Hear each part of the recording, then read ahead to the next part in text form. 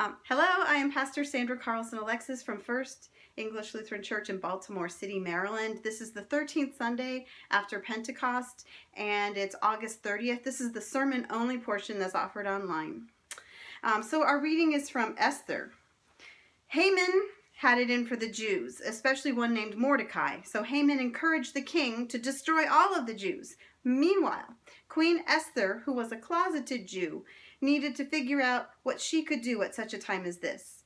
Our reading is Esther chapter 3 verses 1 through 11, and we jump to chapter 7 verses 1 through 10. After these things, King Ahasuerus promoted Haman, son of Hammedatha, the Agagite, and advanced him and set his seat above all the officials who were with him. And all the king's servants who were at the king's gate bowed down and did obeisance to Haman, for the king had so commanded him. But Mordecai did not bow down or do obeisance. Then the king's servants who were at the king's gate said to Mordecai, "Why do you disobey the king's command?" When they spoke to him day after day and he would not listen to them, they told Haman in order to see whether Mordecai's words would avail, for he had told them he was a Jew. When Haman saw that Mordecai did not bow down or do obeisance to him, Haman was infuriated, but he thought it beneath him to lay hands on Mordecai alone.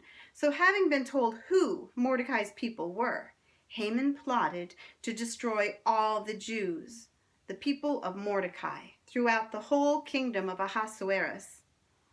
In the first month, which is the month of Nisan, in the 12th year of King Ahasuerus, they cast pur, which means the lot, before Haman for the day and the month, and the lot fell on the 13th day of the 12th month, which is the month of Adar.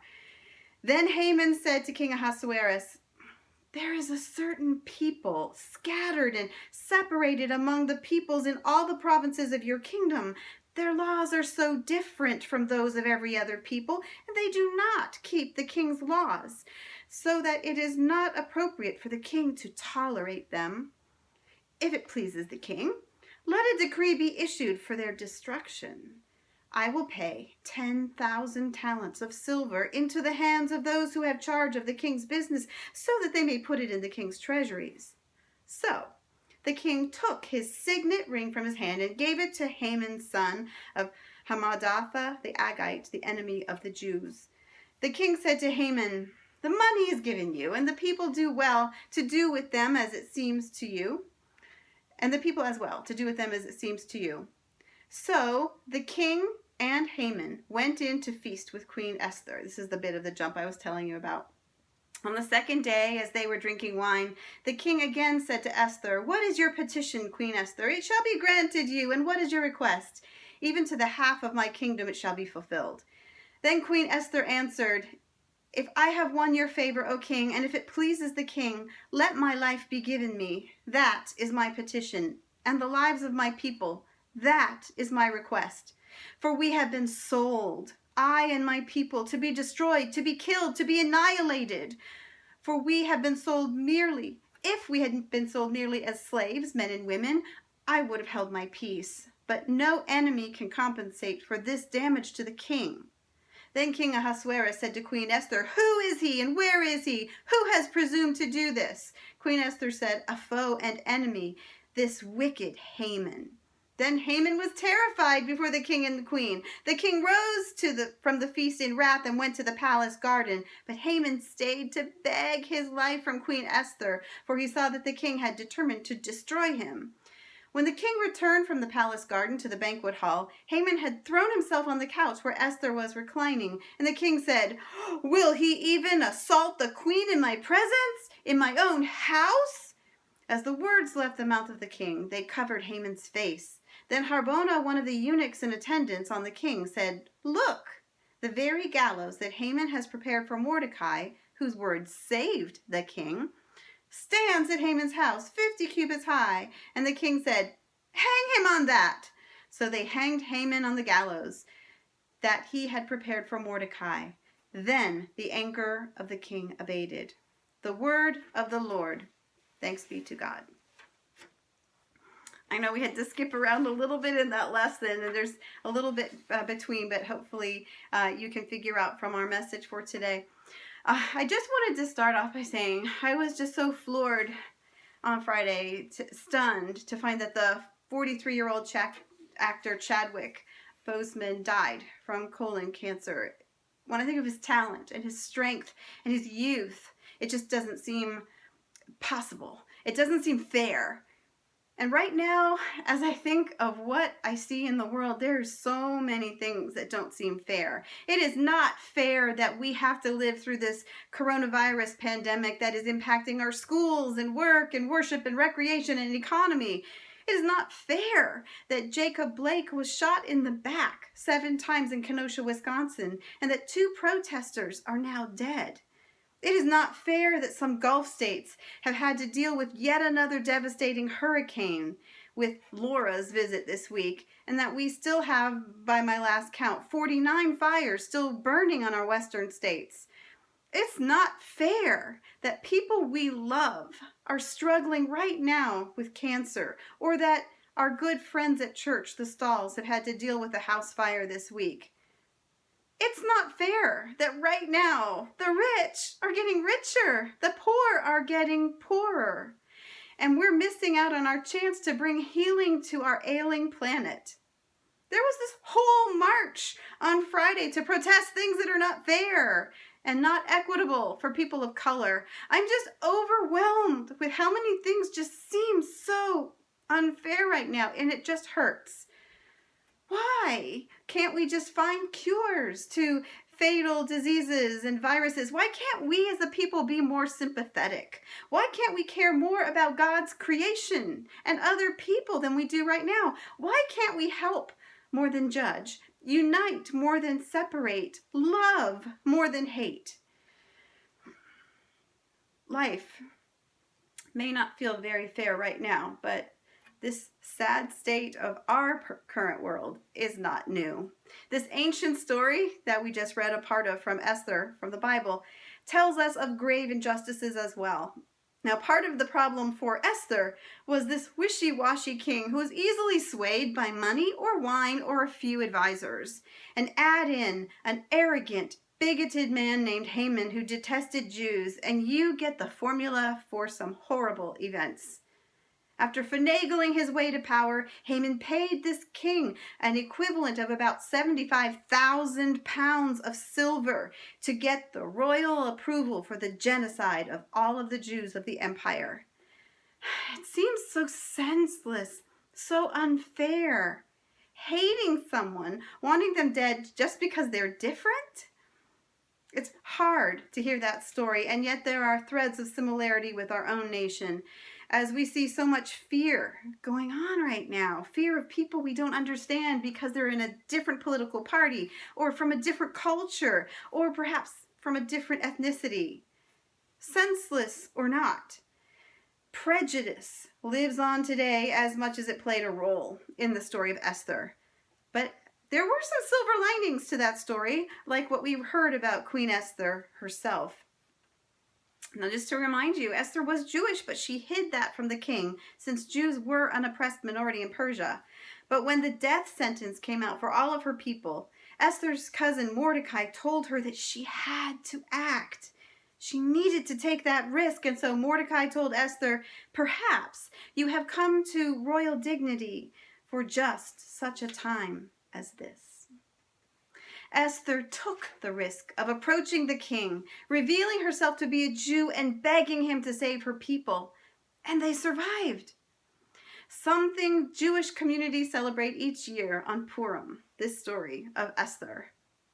Now, one moral from Esther's story is that she was put in a certain position for such a time as this, and she used that position for good. It is tempting to look around whenever we're in distress and we say, who will help us in these unjust times? Where is our Moses? Where is our Esther? We need a superhero who will bring peace, justice, and the American way.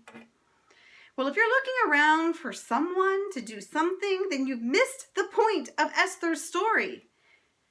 Notice, justice comes from an orphan minority girl.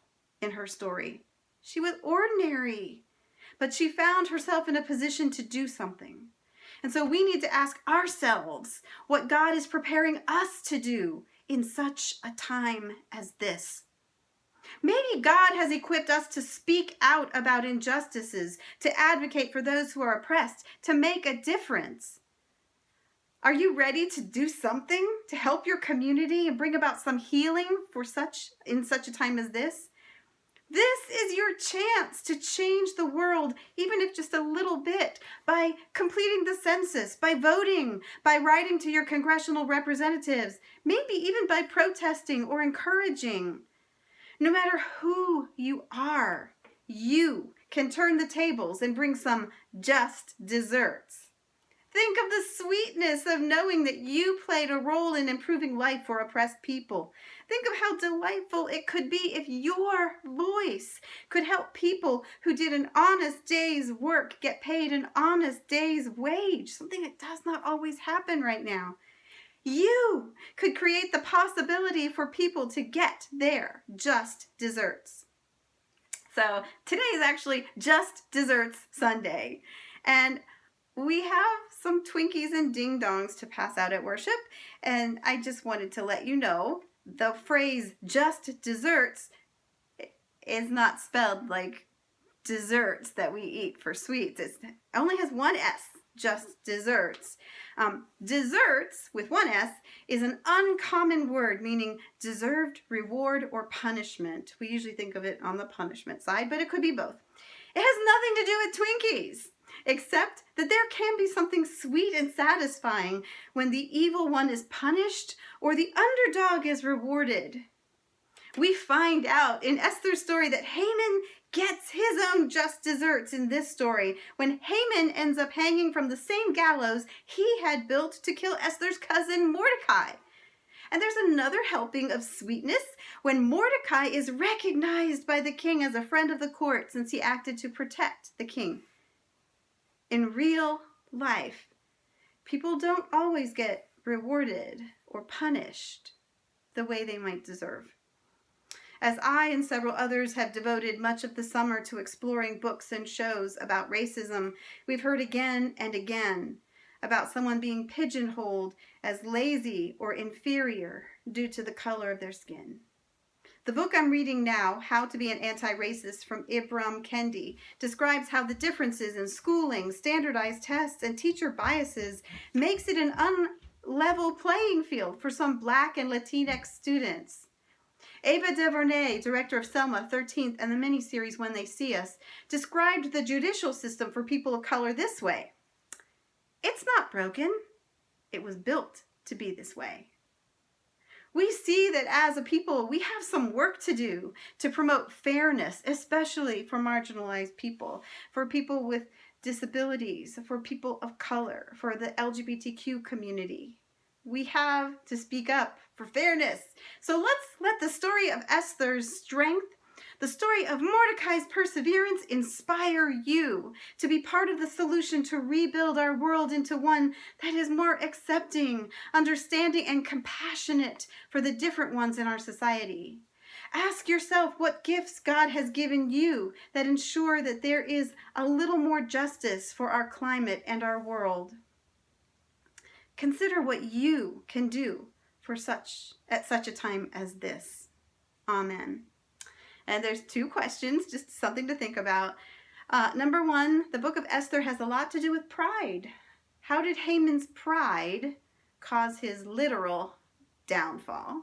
So question 2, Queen Esther took a great risk by revealing she was a Jew, but she did it on behalf of her people. And here's a good question to think about. Is it possible to work for justice without risks? And what kind of risks have you heard about that have been taken by advocates and demonstrators, people who've stood up for something that they believed in, perhaps for equality and fairness? So those are 2 things to think about. Blessings to you. Amen.